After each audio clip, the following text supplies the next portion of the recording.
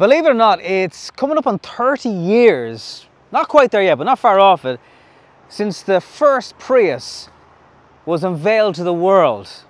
And now this newest generation of it is here and it's on sale in Ireland. But for years and years and years, it was such an alluring car for taxi drivers, but the price may have changed that, and I'll cover the price and the details of what the new Prius gives you as a potential customer. So let's jump around the camera, have a little walk around tour of the car today. I'll show you some little quirks that have annoyed me and some brilliant stuff about the car here on Nobby on Cars. Alright, so let's get started at the front, I suppose. Very sleek looking headlights, very futuristic. It's definitely a car that, you know, without the badge on it, you'd say, ooh, what is that? That's a little bit different. The way those headlights just cut through, they're like very, very small daytime running lights, but they work well, really bright. And just that kind of eyebrow effect over the top really makes it stand out on the road.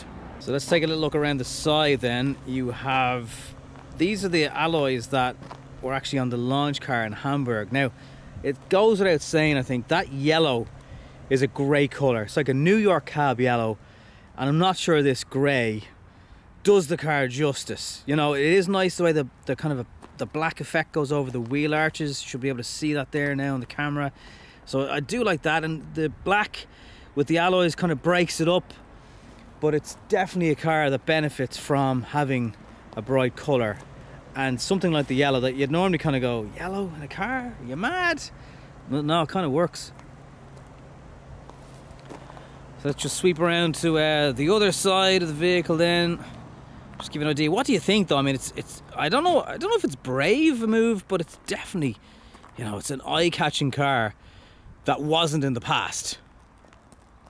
Now the sloping roof line is very, very extreme on it, and well, I'll have a little story about that later on in the video, but I have a warning for you if you're buying a Prius, and something to do with that roof line. Again, the back, very different, really, really striking. Even the last generation Prius, if you can imagine that, there was a good bit of silver going on down here. That has all been replaced with high gloss black. You have this red strip that, now the lights are turned on, so it's not on if your lights aren't on, but you'll have that on during the day if you do turn your headlights on. And very subtle Prius just underneath here, and again, if that's on a darker colour, you just kind of struggle to see it. Now, this is a plug-in hybrid version of the car, so you have PHEV here proudly displayed on the back of your vehicle also. Now it has got a 2-litre petrol engine, so you've got your charging port on one side and your fuel on the other. And just to give you the benefit of the doubt, that's where it is. Interestingly, there's no cover here, so you could have water accessing into this, but it's a Toyota, so it'll live forever. But yeah, I'm kind of surprised at that. Huge big glass panel over the back of the car. In Ireland, we're not getting the solar panel. You can, for example, in Japan, get a solar setup on the roof that will give you about 8 kilometers per day of range. Not sure it's worth it. For rear passengers now, if you were using this as a taxi, that's the first thing. I mean, passengers get confused by Tesla Model 3s, and they might get confused by this, especially in the dark. So the handle is actually up here for opening, which again, just might cause you some problems with trying to explain to people. No, just pull, just pull. So that's the setup when you have child seats in the back. If you are thinking of, hey, is a Prius now a family car or is it still a taxi? And again, when I mention that price of the car, you'll get to know what I mean. Now in the back of the car, is it worthy for passengers? Well, this is the kind of room. I'm about 5'10", so with that seat back, that's the room that you have. Same with the space for feet. It's a little bit tight down here if you have that seat on the floor. The seats are electrically adjusted, so it's not a difficult fix to give yourself a bit more space here, but your driver and passenger might like sitting low down. Just looking beyond that then, we have 2 USB-C charging ports down here. No air vents, nothing too fancy. And even head height, I mean, it's okay if you swing under here.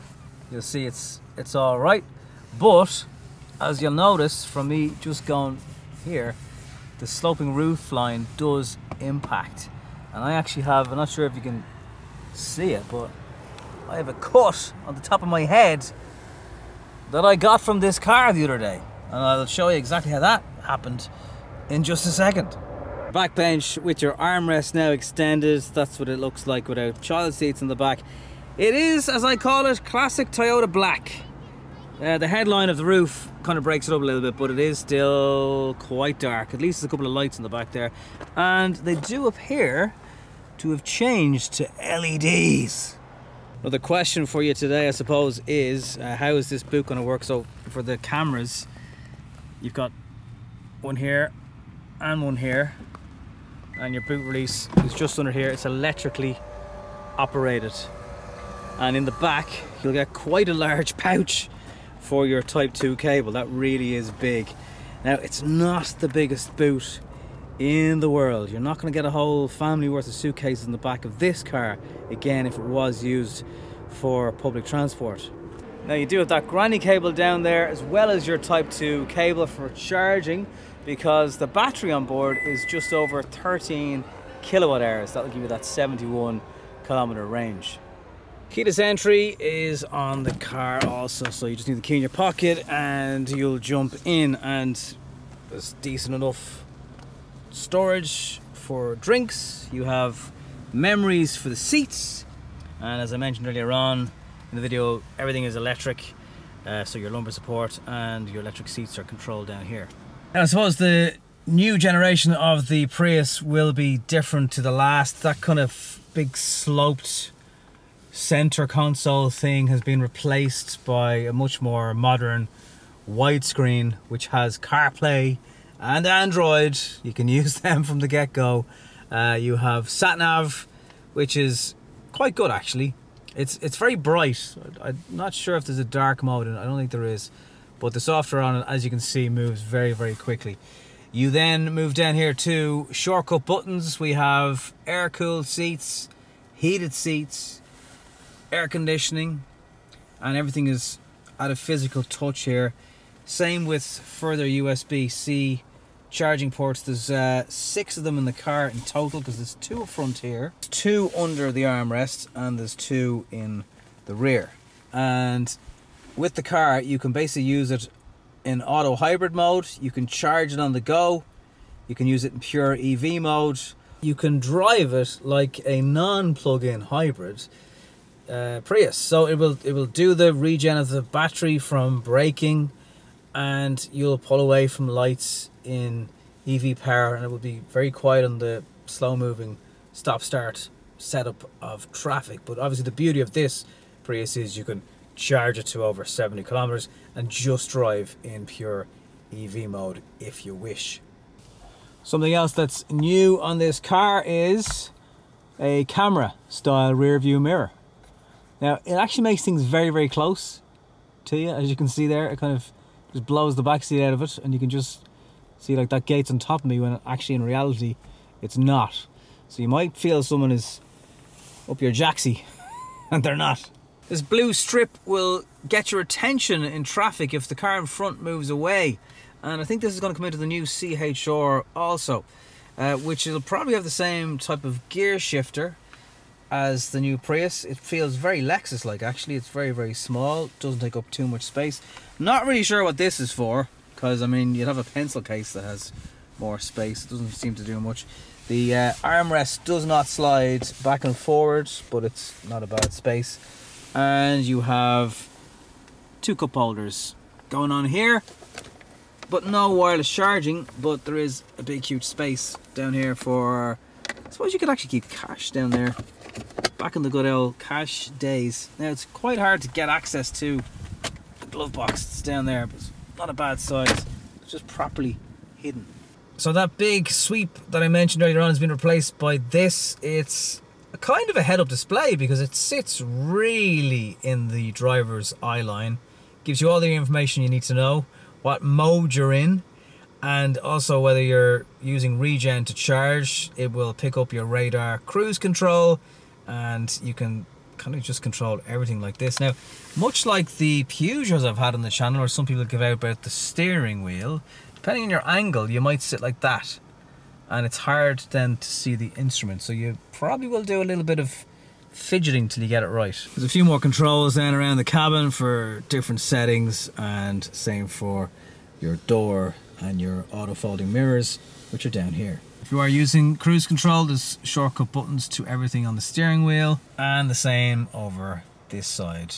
This steering wheel is not going to win any prizes for sexy wheel of the year. It's very, very weird looking. There's a huge amount of plastic going on, scratchy plastic at that for the most part. And yeah, I'm not sure, was the steering wheel a bit of an afterthought or something? Now, one of my problems with the Prius is, and I'm not massively tall by any stretch, is this. This caught my head in a cap the other day. So I was getting out of the car like this, and I properly cracked my head off it, but actually gave myself kind of like a carpet burn on the top of my head off this. So whatever you do, watch when you're getting out, because that is a really slow roofline, and you'll probably do it once and never do it again, but maybe this video will help you never do it at all. Inside the car, they've made it a 50mm longer wheelbase, so you get that sense of a little bit more legroom, especially in the back.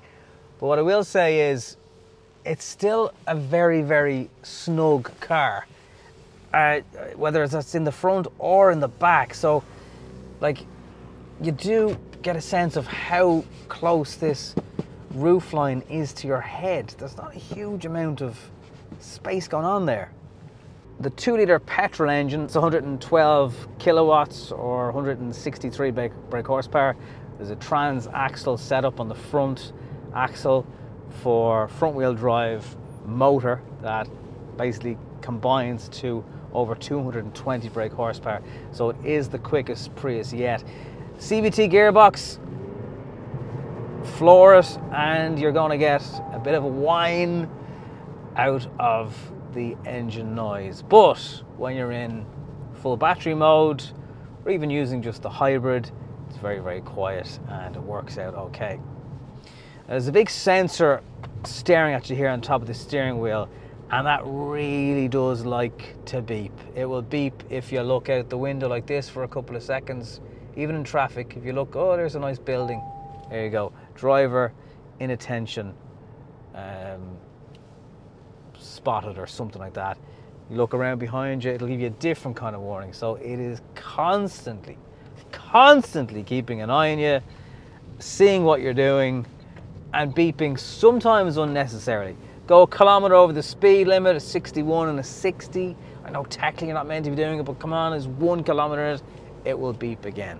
So I haven't, in a couple of days driving this car, figured out how to turn some of those safety aids off. There's a lot of different setups in the menu. Not the easiest thing to use, but yeah, just driver beware. There's a lot of sensors going on. The seats are comfortable. Oh, it's beeping again. I noticed that straight away when I drove the car in Hamburg back in May or June, I can't remember. But it's still very, very comfortable. It's smooth on Irish roads. Obviously that was the one thing I couldn't do, was compare to Irish roads on that first drive. But the suspension setup is nice. It is a very comfortable car. It's very, very well spec'd. The price has massively jumped. Is it something now that will probably appeal to families perhaps more than business users? That's something that time will only tell. So caution, crossing traffic ahead. So the sensors on it, while they do indicate lots of things, they do their job extremely well. The blind spot's brilliant. Visibility out in the car, in fairness, is also pretty good. And the air-cooled seats are excellent. I was in a far more expensive BMW the other day. You could probably buy certainly 3 Priuses for the price of it, and you didn't feel the air off the seats the way you do in this car, and that's even with a jacket on. So that's impressive. If you are in this car, maybe in a hot country, driving for a long time, you'll be kept nice and refreshed with the air-cooled seats. It's nothing to write home about in terms of driving dynamics, but it handles well, it sits slow down. It's just those beeps, there's just so many of them. I've never driven the previous generations of Priuses. I've been a taxi, I've been in the back of them and the front seat of them quite a bit over the years, all right. And this certainly seems like the suspension is better, and you know, the few drinks you might have had at that time should take the edge off the bumps, but it's definitely a smoother ride. Of that there is no doubt. So maybe a new type of customer for the Prius in 2023 into 2024. Very, very solid car. You know, you could accuse it of being a bit bland and black on the inside, fair enough. You could say that about 90% of Toyotas, but is it well put together? Yes. Does it do the job it set out to do? Yes. Is it very, very economical? It is. The petrol gauge has not moved. And the official figures are less than 1 litre per 100 kilometres of fuel, which is very, very impressive.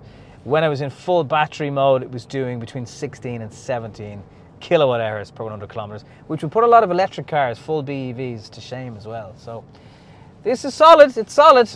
So there you have it, the new Toyota Prius. 4 grand, under 50,000 euro, but it's massively well spec'd.